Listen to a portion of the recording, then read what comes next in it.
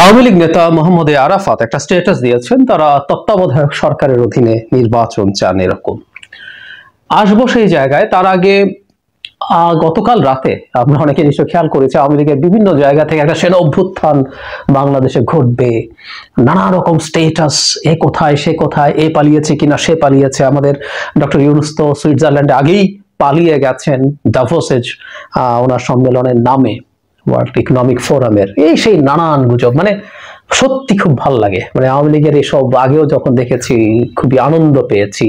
কি প্রবল পরাক্রমশালী একটা দল, যারা সবকিছু ক্যাপচার করে ফেলেছে। তারা 41-এর আগে ক্ষমতা থেকে যত প্রশ্নই আসে না হলে এটা 2071 হবে। সবকিছু ম্যানেজড। ইন্ডিয়া তাদেরকে চিরকাল ক্ষমতায় রাখবে। পুলিশ কিনে ফেলেছে, প্রশাসন কিনে ফেলেছে, সেনাবাহিনী কিনে ফেলেছে, সবকিছু বিরোধী দল কিনে ফেলেছে। তাদের আর ঠেকায় কে?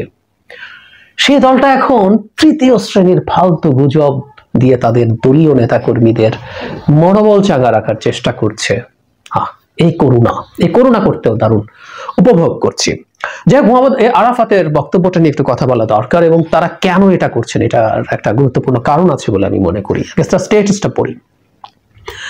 আগামী নির্বাচন ইউনূসের অবৈধ সরকারের অধীনে হবে না, এই গণশত্রু সরকারকে বিদায় নিতে হবে। গণশত্রু একটি নতুন ব্র্যাকেটে তত্ত্বাবধায়ক সরকারের অধীনে হতে হবে পরবর্তী নির্বাচনে অংশগ্রহণকারী সকল দল এবং ব্যক্তির জন্য যেন সমান সুযোগ থাকে, সেই পরিবেশ তৈরি করতে হবে।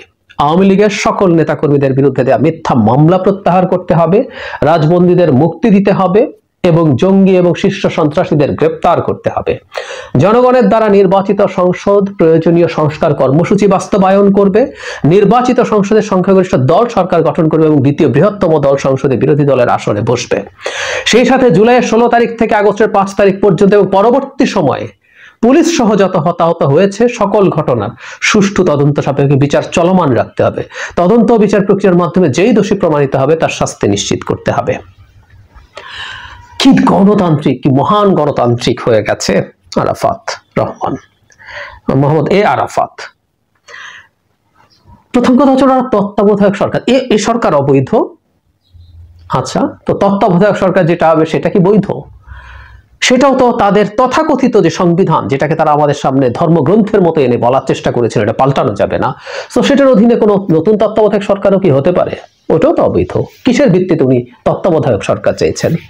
যদি আমি একটা কথা ইদানিং খুবই বলছিলাম, যখন তত্ত্বাবধায়ক সরকারের আলোচনা আসছে, যে এই নির্বাচন তো এই সরকারের অধীনেই হবে নিশ্চয়ই। পরবর্তী সরকার যেটা যারা নির্বাচিত হবেন, আমরা তর্কের খাতিরে ধরে নিলাম এটা বিএনপি হলো, তারপরে ইলেকশনটা বিএনপির অধীনে হবে না তত্ত্বাবধায়ক সরকারের অধীনে হবে। এই প্রশ্ন করলে আওয়ামী লীগ যদি নিষিদ্ধ না হয়, তারাও যে তত্ত্বাবধায়ক সরকার চাইবে এটা তো আমরা নিশ্চিত ছিলাম। অথচ আমাদেরকে কত নসিহত, এটা অবৈধ সরকার হবে ইত্যাদি ইত্যাদি। এখন তারা তত্ত্বাবধায়ক সরকার আগেই বলছেন এই ডক্টর ইউনূসের সরকার অবৈধ, এসব বলার চেষ্টা করছে। এরপর আমরা খেয়াল করব আরেকটা বক্তব্যকে আমরা এখানে পিক করতে চাই। জনগণের দ্বারা নির্বাচিত সংসদ প্রয়োজনীয় সংস্কার কর্মসূচি বাস্তবায়ন করবে।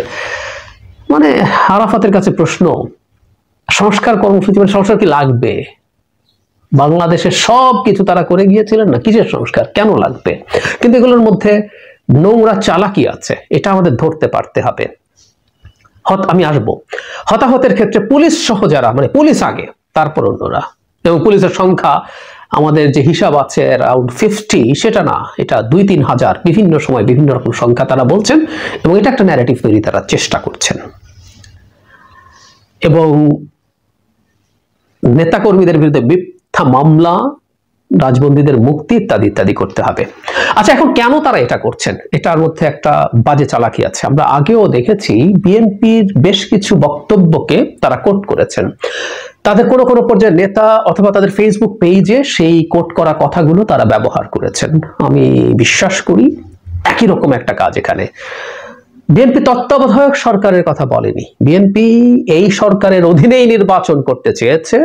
বিএনপির মহাসচিবের সাথে জনাব নাহিদ ইসলামের যে ডিবেট হয়েছে, সেটা হচ্ছে এই সরকারের ছাত্র প্রতিনিধিরা থাকবে কি থাকবে না সেটা নিয়ে। এই সরকার পাল্টে নতুন তত্ত্বাবধায়ক সরকার হতে হবে, এটা বিএনপি বলেনি। কিন্তু এই সুযোগ নিয়ে খুব নিচু স্তরের চালাকি করার চেষ্টা করছেন জনাব আরাফাত। তিনি এই সরকারকে সরে গিয়ে নতুন তত্ত্বাবধায়ক সরকারের আলাপ আনছেন। ব্যাপারটা এইরকম যে আওয়ামী লীগ বিএনপির সাথে অ্যালাইন্ড। একই সাথে সংস্কার প্রশ্নে বিএনপি যে আলাপ তুলছে সেই আলাপ তারা সমর্থন করছেন অ্যাপারেন্টলি, যে নির্বাচন মানে সংস্কার নির্বাচিত সরকারের অধীনে হবে, এটাও বাজে কথা। বিএনপি আসলে এটা বলে নেই। বিএনপি কিছু সংস্কার এখন করতে হবে, কিন্তু মূলত সংস্কারটা তারা মনে করেন যে নির্বাচিত সংসদের অধীনে হওয়া দরকার, সেটা তারা বলছেন। কিন্তু এখানেও এক ধরনের হালকাভাবে বিএনপির সাথে অ্যালাইনমেন্ট দেখানো আমরা খেয়াল করবো। সাম্প্রতিক সময়ে বিএনপির বেশ কিছু দাবিকে আওয়ামী লীগ এটা করার মাধ্যমে বিএনপির সাথে আওয়ামী লীগের আন্ডারস্ট্যান্ডিং আছে, এই ধরনের একটা ন্যারেটিভ মাঠে ছেড়ে দিতে চাইছে Awami League. Not only that, BNP একটা দল যারা একটু আগে ইলেকশন চাইছে, তারা খুব বেশি দেরি করতে চাইছে না, নির্বাচন হলে তারা জিতবে, তারা এটা চাইতেই পারে। আবার মাঝখানে ভারতও দুই একজন ভারতের থিঙ্ক ট্যাঙ্ক সোকল্ড বাংলাদেশে যারা একসময় হাই কমিশনের দায়িত্ব পালন করেছেন, তারাও একটা দ্রুত নির্বাচনের কথা বলেছেন। ভারতের সেনাপ্রধান তার সাথে যোগ করেছিলেন যে নির্বাচিত সরকারের সাথেই দুই দেশের সম্পর্ক সঠিক পর্যায়ে যাবে। সো এই যে বিএনপির সাথে ভারত এবং আওয়ামী লীগ অ্যালাইন্ড একটা ন্যারেটিভ আমরা দেখবো যে এখন মাঠে ছেড়ে দেওয়ার চেষ্টা করা হচ্ছে। বিএনপির দাবি যৌক্তিক দাবি বা তার দাবি, সেটা যৌক্তিক অযৌক্তিক তো খুব সাবজেক্টিভ, আমরা যারা তার দাবি পছন্দ করি বা না করি, কিন্তু তার সাথে সে আওয়ামী লীগের সাথে একসাথে দাবি চাইছে, সে ভারতের সাথে একই রকম দাবি চাইছে, এটা বিএনপিকে স্টিগমাটাইজ করার জন্য কাজে লাগবে।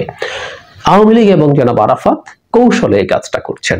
আমাদের সতর্কতার জায়গা যেটা, বিএনপির সাথে আমাদের ছাত্রদের সংগঠন, ছাত্র উপদেষ্টাদের যদি কোনো রকম কোনো ডিবেট বা সংঘাতেরও পরিস্থিতি হয়, ওটা আমাদের ব্যাপার।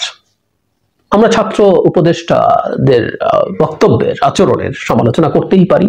আমি জনাব নাহিদ ইসলামের, জনাব আসিফ মাহমুদের, জনাব সার্জিস, জনাব হাসনাত, জনাব নাসির উদ্দিন, তাদের উপদেষ্টার বাইরে যারা আছেন সবার তাদের গতকালকার রিয়াকশন নিয়ে আমি ক্রিটিসাইজ করেছি। কিন্তু আমরা প্রত্যেকে এই শেখ হাসিনা সরকারের বিরুদ্ধে লড়াই করেছি, আর যাদের নাম বললাম তারা আরো অনেক বেশি লড়াই করেছেন, আর সামনে থেকেছেন, ঝুঁকি নিয়েছেন, জীবনের ঝুঁকি নিয়েছেন।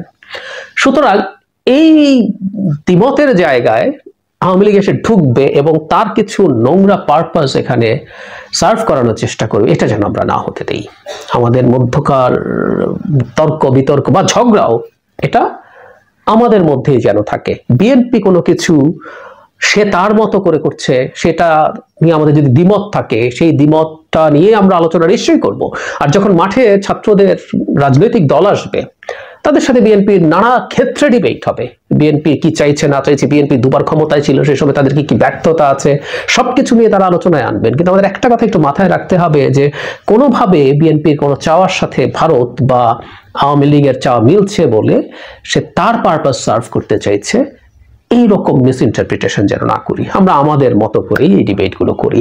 বিএনপি ভারতের কারণে এবং আওয়ামী লীগের কারণে যে পরিমাণ সাফার করেছে, তাদের পক্ষে আমি অন্তত দূর থেকে মনে হয় যে ওদের সাথে কোনো আতাত করার এবং আতাত করার কোনো সুযোগ আছে বা আতাত করার কোনো প্রয়োজন আছে। মানে আওয়ামী লীগ একটা শেষ হওয়া দেশ এবং ভারতের মতো দল দেশ, ভারতের মতো দেশ ব্ল্যাঙ্ক চেক দিয়ে আওয়ামী লীগকে টিকিয়ে রাখতে পারেনি।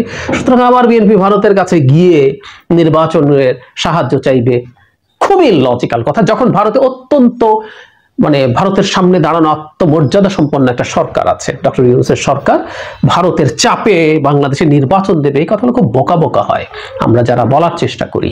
সুতরাং ওই কাজও তাদের করার চেষ্টা আছে বলে আমি মনে করি না। কিন্তু আওয়ামী লীগ এবং ভারত বরং এই চেষ্টাটা করতে পারে যে বিএনপিকে স্টিগমাটাইজ করা, সো দ্যাট জনগণের কাছে একটা বড় রাজনৈতিক দল প্রশ্নের মুখে পড়ে এবং তাকে কোনো না কোনো সমস্যায় ফেলা যায়।